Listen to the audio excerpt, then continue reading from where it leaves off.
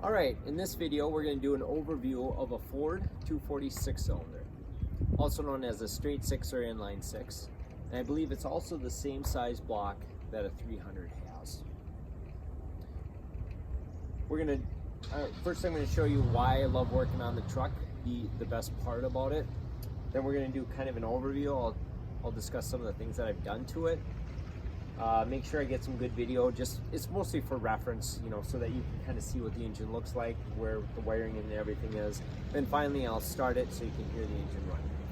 So first, I'll show you why I like working on this truck.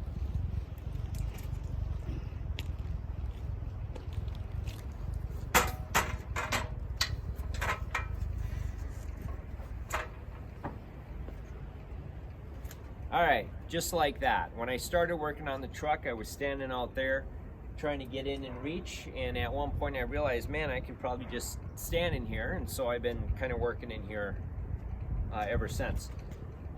Typically I have my tools right here on a little bench or a cart.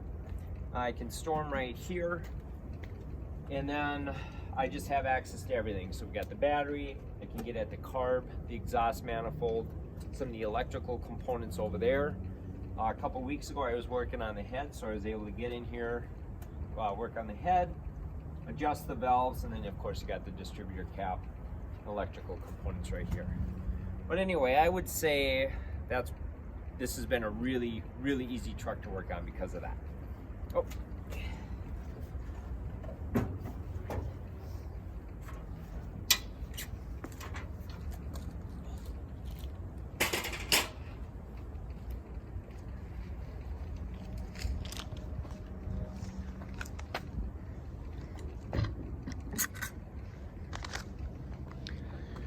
Okay, as I said, it is a 246 cylinder.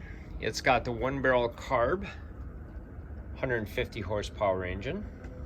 Some of the things that I've done to this is I replaced the lifters, used air cleaner, plugs, wires, distributor cap, coil, condenser, all that stuff.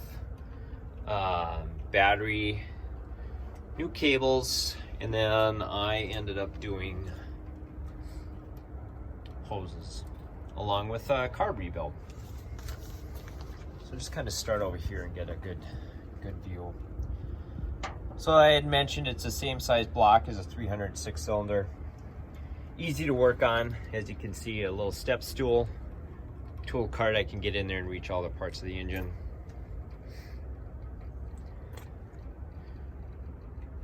One of the things when I rebuilt the carb for the first time, first of all, when I got it, it wasn't running at all.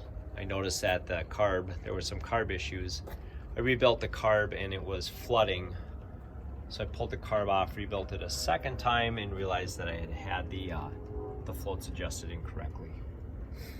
But right now I got that done. Starts, runs, and drives really good. I mean, it's been a really good running vehicle for me. All right, next I will start the engine.